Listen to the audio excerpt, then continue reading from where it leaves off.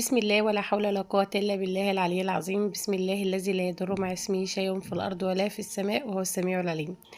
طبعا فقرة الساحر اللي بتحبوها، المشنة بتاعتنا الجميلة اللي دايما بفاجئكم بالحاجات اللي بجيبها فيها. طبعا النهاردة يا بنات روتين السوق. يعني روتين السوق يا مياد، يعني روتين جبار جدا جدا جدا. بصوا، هنعمل حاجات جامدة جدا جدا. وغير كده انا محضره لكم مفاجأة جميلة جدا في اخر الفيديو. زي ما وعدتكم لما هلاقي تفاعل على الفيديوهات هحضر لكم حاجة جميلة جدا. حضرت لكم في روتين السوق المره اللي فاتت لما عملت لكم من العيش الفينو البايت اللي بيفضل مننا ومن الاولاد، عملت لكم بيه بقسماط جميل وعجب الكل صراحه. حبيت برضه اعمل لكم فكره حلوه النهارده، مشروب جميل كده انا بشربه انا وجوزي. هيفيدكم جدا يا بنات، بس اهم حاجه اللايكات الكتير والاكسبلور. وما كنتش مشتركه في القناه انزلوا نوريني في القناه. وما تنسوش كمان تصلوا على النبي عليه افضل الصلاه والسلام في الكومنتات. النهارده بقى هنتكلم كتير وهتكلم على حاجه. بصوا يا بنات، واحده من المتابعين قالت لي يا ام اياد، عايزاكي تقولي لنا ازاي نظبط ميزانيه الخضار، بما اني انا بجيب خضاري كل 15 يوم. ويوم السوق يوم الخضار ده طبعا انا منزله يا بنات الخضار بتاعنا في الفيديو اللي تحت ده على طول. طبعا انا قلت لكم بعمل فيديو بنزله للاسعار، والفيديو التاني اليوم اللي بتعب فيه اليوم كل حاجه اللي هو الروتين كل اللي بعمله يوم السوق. تمام. فانا منزله لكم طبعا لما نزلت الفيديو واحده من المتابعين الجميله قالت لي يا ام اياد نزلي لنا ميزانيه، او شوفي انت بتصرفي كام تقولي لنا ايه عايزه. يعني الفكره بتاعت اللي هو انا جبت الخضار كل 15 يوم ما بنزلش كل اسبوع. عجبتها الفكره، بس عايزه تشوفي الميزانيه اللي ممكن تجيب بيها الخضار بتاعها. تمام. اولا احنا هنغسل فاكهه مع بعض وهقول لكم بقى ايه النقطه دي هنتكلم فيها في الاول. بصوا يا بنات، انا احنا 6 افراد. يعني ايه 6 افراد؟ 6 افراد واكبرنا يعني انا وجوزي وبنتي الكبيره في ثالثه اعدادي، والولاد يعني اصغر حاجه عندي في رابعه ابتدائي. يعني ما شاء الله ما عنديش اطفال صغيرين قوي قوي، يعني اصغر حاجه عندي في رابعه ابتدائي. انا معايا احنا ولادي 4 وجوزي احنا الاتنين. فطبعا الولاد كل ما هم يكونوا صغيرين في السن ما باكلوش زي ما يكونوا كبار. يعني دلوقتي هم ما شاء الله ولادي كبروا بيروحوا مدارس كلهم، يعني بياكلوا. يعني الميزانيه بتاعتي انا صراحه ما كنتش بجيب مش كنت بستخدم الميزانيه دي في الاول. يعني كنت بلاحظ كل ما ولادي بيكبروا كل ما المسؤوليه بتاعتهم بتكبر كل ما الميزانيه بتاعتي بتكبر معاهم. انا الاول والله العظيم كنت باخد 1400 لل 15 يوم و1200. ابتديت يعني من زمان قوي زمان قوي كنت باخد ال 500 في ال 600 في 700. وصلت لل 1000. وصلت بعد كده لل 1200. وصلت لل 1300. طبعا حسب غلاء الاسعار انت بتتطوري وتكبري الميزانيه بتاعتك بتاعه السوق، وحسب عدد افراد اسرتك. فانت علشان عدد اسرتك انا مش هقدر احكم، انت بتشوف. انا بشوف نظريتي كده، بشوف الاسعار بتاعتي يعني والله العظيم يا بنات انا ما بحسبلهاش، بس انا يعني مع الخبره. فاهمين؟ يعني انا عشان عايزه افهمك حاجه. انت شوفي الاسعار بتاعتك، اسعار الخضار بيبقى من 10 جنيه لاغلى حاجه هتجيبها بكام. تمام. وغير كده انا شوفي افراد اسرتك، انت ولادك لسه في الحضانات لسه ما راحوش مدارس، ما بياكلوش قد كده، مش هتطبخي اكل كتير. اما انا مش دلوقتي عشان اطبخ بطبخ فرختين في الطاقه الواحده. فاهمين؟ او في الوجبه الواحده ما بعرفش اطبخ فرخه واحده ما تكفيناش، احنا 6 افراد. وولادي اللي بيتغدوا منه بيتعشوا منه، هم متعودين على كده. تمام. فانت يا حبيبه قلبي علشان تظبطي الميزانيه بتاعتك، انت مش ينفع تعملي زيي. تعملي الفكره بتاعتي اللي هو انا اجيب خضاري كل 15 يوم، اعمليها. بس ميزانيتي انا الفلوس بتاعتي اللي باخدها مش هينفع تاخدي زيي. دي بتتوقف على عدد افرادك انت، وهل الولاد اللي عندك صغيرين ولا كبار. ماشي. وبتتوقف كمان على نسبة اللي هو ايه اسعار الخضار في الوقت اللي احنا فيه الحالي. انت فاهماني؟ يعني انت تشوفي عدد افرادك، تشوفي الولاد قد ايه. ممكن انت عدد افرادك 4 انا 6، في اللي 5، في اللي 10، في اللي 7. يبقى انت يا حبيبه قلبي انت الفكره عجبتك انك تجيبي الخضار زيي كل 15 يوم. تمام. انا يا بنات متعوده بقالي سنين ما بجيبش الا كل 15 يوم. والله العظيم الناس اتعودت عليا في السوق ان انا ما بروحش الا كل 15 يوم. الدنيا كلها وانا اتعودت، حتى الجيران انا ما بروحش اجيب الخضار الا كل 15 يوم. طبعا كل الحاجات اللي قدامكم في الفيديو اسعارها في الفيديو اللي تحت ده يا بنات. انزلوا شوفوه هيعجبكم جدا جدا جدا. كل الاسعار موجوده في الفيديو. انا النهارده هعمل الروتين بتاع يوم السوق، يعني انا الروتين اللي بعد الخضار على طول. تمام. كل الاسعار الحاجات ديت موجوده عندكم. فيا حبيبه قلبي زي ما انا قلت لك، شوفي عدد افرادك واحسبيها. عايزه عجبتك الفكره ان انا بنزل اجيب الخضار كل 15 يوم؟ هي فكره جميله جدا، بس عايزه تظبطيها انت بقى، لازم تكوني فاهمه. انا هوريكم في الفيديو الخضار اللي عندي اللي بقاله 15 يوم، اقسم بالله العظيم بنتي يوم الخميس انا كنت مخلصه الخضار، جبته يوم السبت. بنتي يوم الخميس بتقول لي يا ماما ازاي انتي الخضار اللي بتجيبيه بتحسبيه بالملي بيجي بيكفي يا دوب بيكفي ال 15 يوم؟ قلت لها يا بنتي والله العظيم دي بس بتبقى من الخبره. تمام. غير ان انا في حاجه كمان عايزه اقول لكم عليها يا بنات، انا ما عنديش ان الولاد يفتحوا التلاجة ويجيبوا الحاجات وياكلوها على الفاضي والمليان. يعني الولد ده جاب خياره، الولد جاب ده مش عارف، لا هو الخيار معروف ان بيطلع ساعه السلطه او ساعه الاكل ساعه الفطار، لكن الولاد يقعدوا يحولوا من التلاجة ما عنديش، انا ما بحبش الميزه دي، او العيب ده يعني يعتبر عيب بالنسبه لي. انا مش مانعه اولادي ياكلوا، بس انما يفتحوا التلاجة ويجيبوا ياكلوا، يفتحوا التلاجة ويجيبوا على الفاضي والمليان ده، ما عنديش النظام ده. فاهمين؟ إيه، ما عنديش الا بنتي الكبيره صراحه بتحب تقعد تعمل سلطات، تحب تقعد تعمل خيار على طماطم، ماشي بتجيب وتحط وتاكل، لكنها تجيب الخيرايه تاخدها زي الفاكهه كده وتاكلها، تجيب الجزرايه تاكلها زي الفاكهه، لا ما عنديش الكلام ده يا بنات. تمام. فكل واحده يا حبيبه قلبي عجبتكم الفكره فعلا، وان كل 15 يوم تنزلي تجيبي الخضار بتاعك، تمام فكره حلوه، بس ظبطيها حسب يا حبيبه قلبي اسعار الخضار في الوقت الحالي وعدد افراد اسرتك. ومش كمان عدد الافراد، شوفي عندك الولاد عندك بياكلوا مثلا، الولاد صغيرين في الحجم مش هياكلوا كتير، ولا الولاد كبار زي اللي عندي، انا عندي الكبيره في ثالثه اعدادي والصغيره في رابعه ابتدائي، والولدين في النص اولى اعدادي وسنه خمسه، فما شاء الله كل ما بيكبروا بياكلوا. تمام تمام يا بنات. تعالوا بقى نرجع لايه وايه، في حاجه كمان عايزه اكلمكم فيها جميله جدا، انا متابعاها بقى لي فتره. انا باخد الفلوس بتاعتي، بحاول بطريقتي انا وذكائي كده اوفر 100 جنيه. 100 جنيه دي لو جبت حته حصاله وحطيتي كل سوق 100 جنيه، هتجيبي حاجات انت ناقصه عندك في المطبخ، عايزه تجددي المطبخ، عايزه تجددي حاجه في الشقه. فهمتوا يا بنات؟ انت بتاخدي 1500 وفري 100، 1400 وفري 100، انتوا شطارتك، انتوا شطارتك، مش عايزه اتكلم، انتوا شطارتك. الست بتعرف الست الواعيه الشاطره كده بتنزل تجيب خضار وتظبط امورها كده. شايفين الخضار قدامكم، انا جايباه بالاسعار يعني مش غاليه، الفاكهه بس هي اللي كانت جايه غاليه، هي والسمك والفراخ، لكن الخضار مش غالي، من 10 جنيه وانت طالعه. فاهمه؟ يعني انت وفري على قد ما تقدري سوق الخضار، انت مش هتوفريها تروحي ترميها في الشارع، لا انت هتوفريها في حصاله، تجيبي حاجات تجددي بيها مطبخك في رمضان، تجددي بيها الشقه بتاعتك، تجددي بيها اوضه النوم، حاجه اي حاجه ناقصاكي في المطبخ هاتيها. فاهمه؟ دي فكره جميله جدا اتبعوها يا بنات، انا بعملها. بصوا بقى، تعالوا نرجع للفيديو بتاعنا، برضو كل نقطه هنتكلم فيها، هفتكروا كل حاجه معاكم كده ونتكلم فيها. فاحنا يعني اعرفوا كده ان احنا كل لازم لما ننزل نجيب الخضار بتاعنا لازم نوفر حاجه على جنب كده، مش توفريها ليكي عشان يبقى مش يبقى يعني احنا كده بنسرق صاحب البيت، لا احنا بنوفرها عشان نجيب اي حاجه. والله العظيم يا بنات، انا من خلال في فتره عملت حصاله حطيت فيها 5000 جنيه من مصروف البيت، عشان كان نفسي اجيب غساله فوق اوتوماتيك او اوتوماتيك. والحمد لله لما لقى جوزي لقاني مدبقه 5000، هو كان عارف كنت مدبقهم في حصاله، كمل لي عليهم وجاب لي الغساله. فاهمين؟ فانتوا شطارتك يا حبيبتي. تعالي بقى اوريكي الفلفل ده اللي قدامك ده دلوقتي، اقسم بالله العظيم الفلفل اللي قدامكم ده بقاله 15 يوم. شايفين جماله؟ ولا طري ولا مبقع ولا بوع ولا اي حاجه خالص. شايفين الفلفل؟ انا بوريه لكم الفلفل القديم يا حبيبه قلبي. انا بقى يوم السودا بلم كل حاجه قديمه في التلاجة وبعملها، يعني مثلا الفلفل ده دلوقتي هنضربه في الكبه واحط الجديد مكانه. عندك جزر او خيار دبل منك من 15 يوم، خديه خلليه وحط الجديد مكانه. تمام. تعالى بقى بقول لكم على شويه تريكات ونصايح كده الفيديو بتاعنا بتاع الخضار بتاعنا. هنا الطماطم، طبعا انتوا كلكم بتقولوا عايزين نشوفك وانت بتظبطي الخضار بتاعك علشان بيبقى يفضل عندك كده 15 يوم طازه وكويس. البوكسات اللي انتوا شايفينها قدامكم ده، البوكس ده قسما بالله العظيم عندي بقالهم 6 7 سنين وماشيه على الحاله دي، بس للاسف تلاجتي صغيره، يعني 16 قدم، يعني صراحة بقالها 16 سنة من جوازي، نفسي اغيرها وربنا بس يعيني واغيرها. هي بس ضيقة عندي، يعني كمان لو واسعة عن كده كانت خدت كل البوكسات. في حاجات ما بحطهاش في البوكسات من ضيق التلاجة، مش حكاية ان انا ما عنديش بوكسات، أنا عندي بوكسات كتير نوعية تانية، بس للأسف التلاجة ايه صغيرة. بصوا يا بنات، البنات هنا ليه انا قسمت الطماطم؟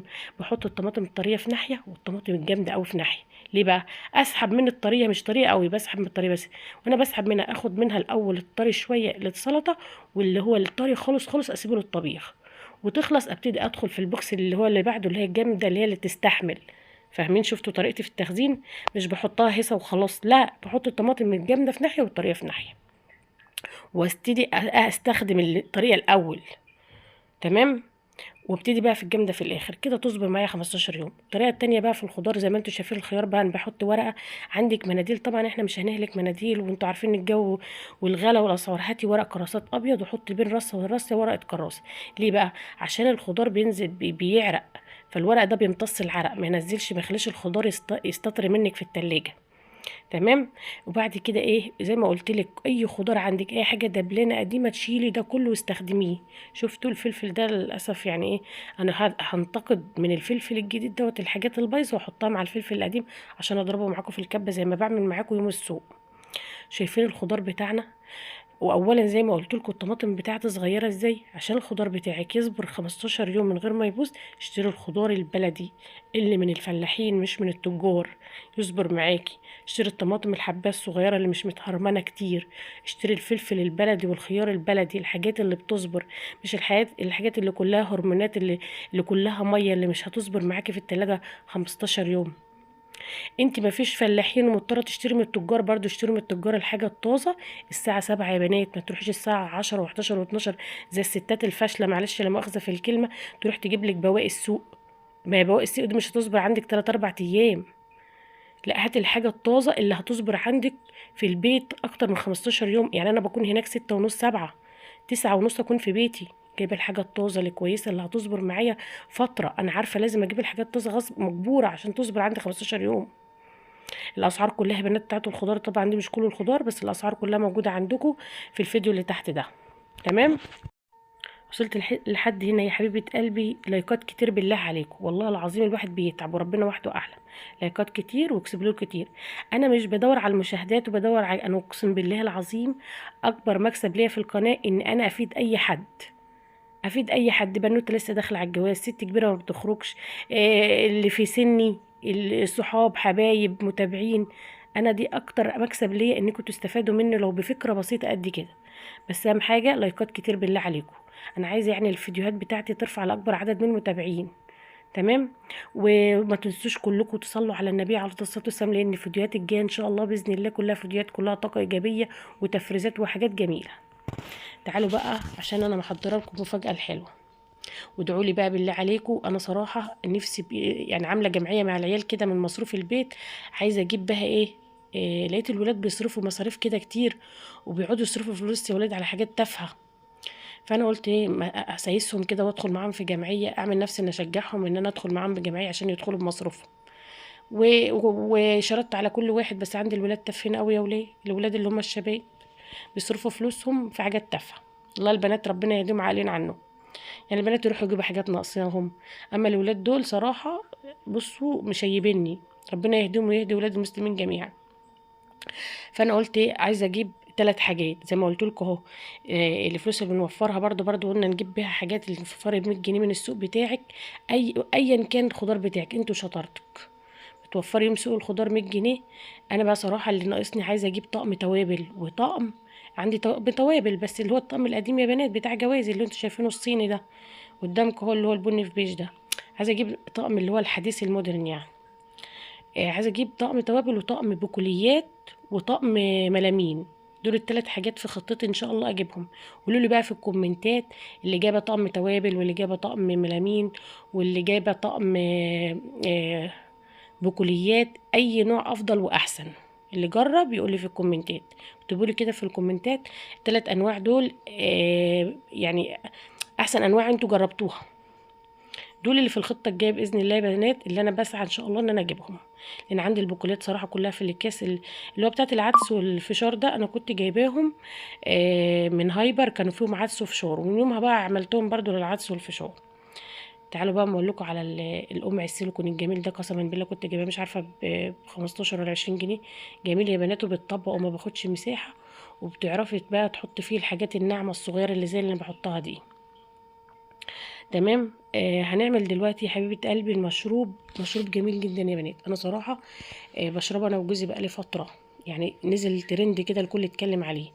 مشروب حلو خالص والله العظيم يا بنات. هو مكون من 5 حاجات بس هتجيبيهم هقول لك عليهم في الفيديو. هو ده هديه الفيديو بتاعنا ان انا يعني قال لكم يا بنات ان شاء الله باذن الله كل روتين سوق هحضر لكم مفاجاه حلوه لقيت فيه تفاعل حلو. كل ما بلاقي عليه معاكم تفاعل اكتر في الفيديو انا بفاجئكم بحاجه جميله. بصي يا حبيبه قلبي، هنا هنجيب ب10 جنيه فلفل اسمر، وب10 جنيه جنزبيل او زنجبيل، و10 جنيه قرفه، وب10 جنيه كمون، وب10 جنيه كركم. 5 حاجات اهم يا بنات: زنجبيل وقرفه وفلفل اسمر وكمون وكركم مطحونين. مش لقيتي مطحونين كويس هاتيهم من اي حد. مش ضامنه يعني اللي انت جايباه منه يكونوا، بس انا الانسان اللي بجيب منه ده انا ضامنه، وحاجته بجيب منه الحاجات ديت بتبقى مطحونه كويس جدا وحاجه مش مغشوشه. هتخلطوا كل المكونات دي في بعض. ليه يا بنات؟ الزنجبيل ده يا بنات بينشط الدورة الدموية وبيساعد على الحرق وبيدفي الجسم في الجو البرد اللي احنا فيه ده، لان الجو هيبرد اهو. المشروب ده تحفة جدا يا بنات. ايه بقى استخدامات القرفة؟ بتنظم لك السكر في الدم وبتقلل الكوليسترول وبتساعد في تخفيف آلام الدورة الشهرية للبنات وللسيدات. تمام. الفلفل الاسود ده بقى بيحسن الهضم ويقلل الانتفاخ ويساعد على امتصاص العناصر الغذائيه من الاكل زي الكركم ده يا بنات. يعني الفلفل الاسمر ده الاسود الموجود في المشروب بتاعنا ده بيساعد بيساعد على امتصاص الكركم اللي احنا عاطينه في الوصفه. والكمون يا بنات بيهدي المعده ويقلل الغازات ويساعد على الهضم. والكركم برضو مضاد قوي للالتهابات يا بنات، قوي جدا لألم العظام وألم العظم، خاصة لينا الفترة دي لأن كله بيشتكوا من عظامه وأنا عارفة، وخاصة السيدات. فبصوا بقى تحطوا كمان الخمسة مع بعض يعملوا لك إيه؟ مشروب يساعد على الحرق. اوعي تقولي لي يا بنات إن في مشروب في الكون كله بيخسس. مفيش حاجة اسمها الكلام ده. مفيش اي مشروب بيخسس خالص، هو بيساعد على الحرق بس. اي مشاريب بتساعد على الحرق، اقسم بالله وعن تجربه وعن دايت انا عملته قبل كده، وصيام متقطع عملته قبل كده ونزلت كتير. يعني كان في مره وزني 86 كيلو بعد كورونا. انا كل الناس زادت في كورونا الا انا، عملت دايت اثناء كورونا. انا اياميها وصلت 65 كيلو من الصيام المتقطع والقهوه الخضراء والدايت. ابتديت هو الدايت ده جه بعد الصيام المتقطع. تمام. والله العظيم يا بنات عن تجربة، اللي مفيش حاجة بتخسس إلا التقليل في الأكل. نظمي أكلك وغيري اللايف ستايل بتاع حياتك وقللي الأكل بتاعك. قللي الكربوهيدرات والسكر على قد ما تقدري. اوعى حد يضحك عليكم ويقول لكم في مشروب بيخسس، هو مش بيخسس، هو بيساعد على الحرق. اي مشروب بيساعد على الحرق. ماليش دعوه بالمشروبات بقى اللي بننزلها الشركات والحاجات دي، انا بقول لك المشروبات الطبيعيه بتاعتنا بتساعد على الحرق وما بتخسسش يا بنات. اللي بيخسس انك تقللي الاكل بتاعك، عن تجربه انا جربتها قبل كده. غير ان انا الفتره دي ادعوا لي يعني عندي لخبطه كتير في الهرمونات صراحه فضربت عندي. تمام.